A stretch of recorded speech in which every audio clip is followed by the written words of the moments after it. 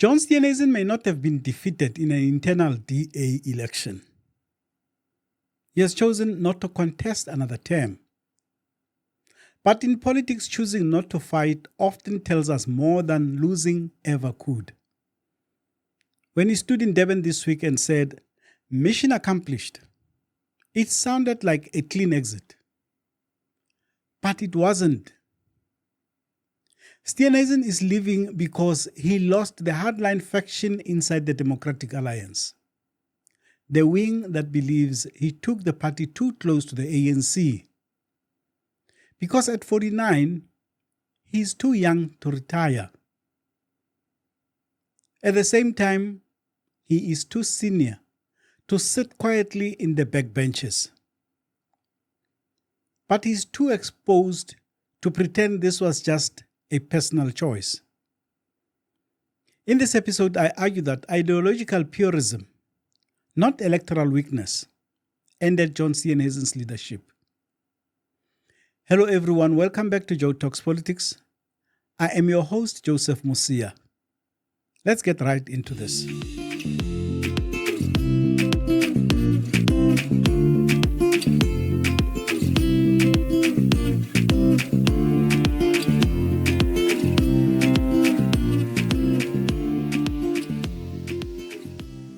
When Steenhuisen took over in 2019, survival was exactly what the DA needed.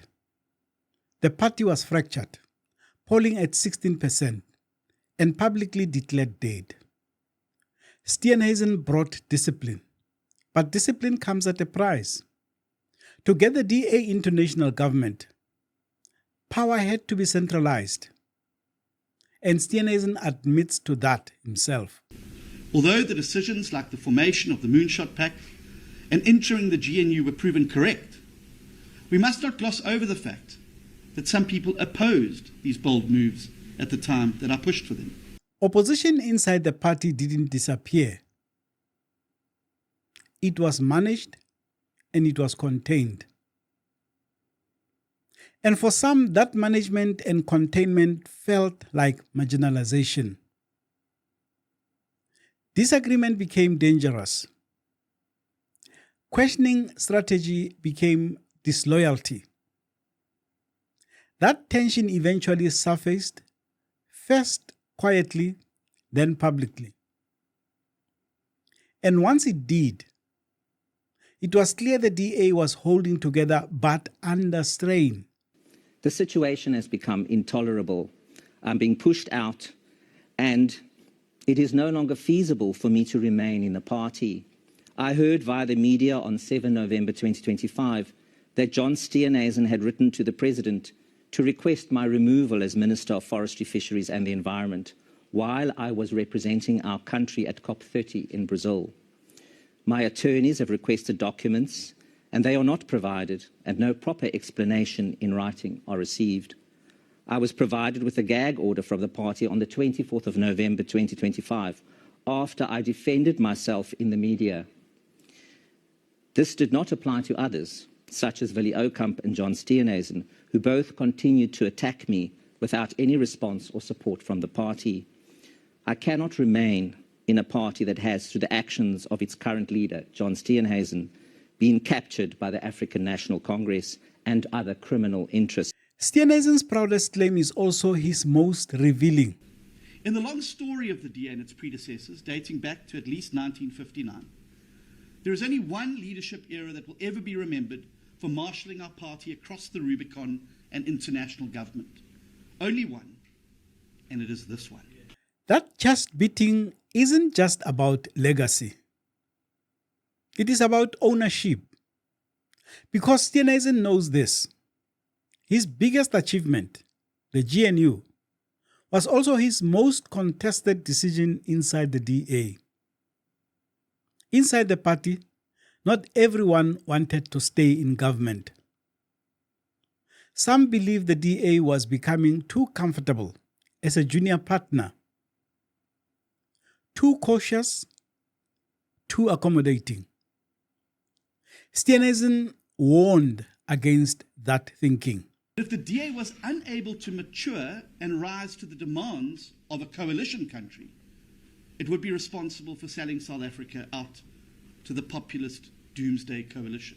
For him, restraint was leadership. Plus, the party's participation has brought tangible results, he argues. The GNU has more than doubled economic growth in its first calendar year in office.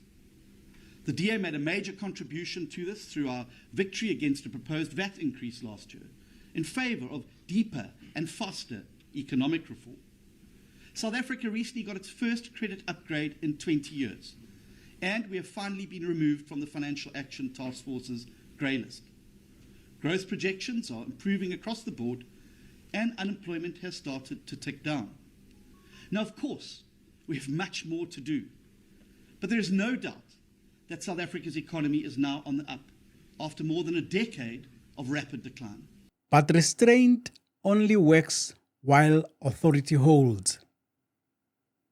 An authority inside the DA has never rested in one place. Steenhuisen is the leader. But the ideological center of gravity in the DA has always sat elsewhere. There is a powerful current inside the party that never fully trusted the GNU. That saw cooperation with the ANC as tactical, temporary, and dangerous if prolonged.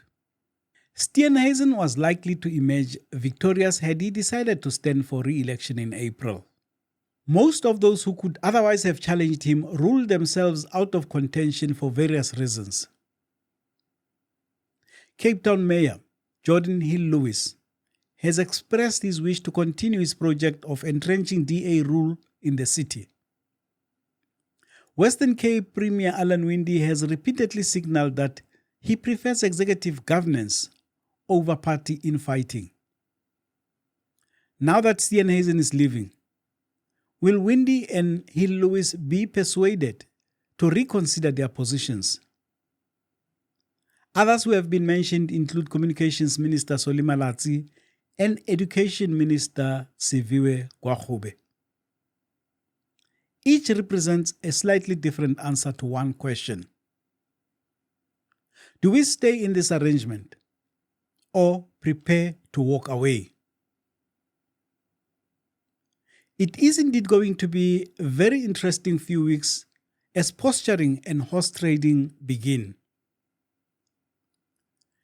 However, this story doesn't end with the DA. The other restraining figure in South African politics, the one who kept this coalition intact, is also on borrowed time. Cyril Ramaphosa leaves ANC leadership in 2027.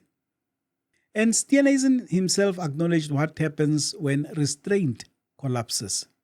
As the DA, but also other GNU partners, hold internal elections over the coming months, it's paramount that we all continue to put South Africa ahead of factional and personal agendas. It would be a tragedy too great to contemplate for internal party manoeuvring to plunge the GNU and our country into chaos. By 2029, both men who believed hostility had to be managed, not indulged, will be gone. What replaces them may not share that instinct. Among the leading figures in the ANC who are likely to take over leadership from Ramaphosa in 2027 are real hardliners who have sometimes quietly and other times more vociferously criticized the president's perceived compromises. In fact, some have even accused him of implementing DA policies. So yes, Steenhuisen can say mission accomplished. He stabilized the DA. He delivered national power. He pulled South Africa from the brink. But he is leaving before the hardest phase begins. What do you think? How will the DA manage this situation? Please post your comments in the comment section below. If you enjoyed this episode, please don't forget to like and share it. And if you are not yet a subscriber, please consider doing so. That's it from me, Joseph Musia. See you in the next episode.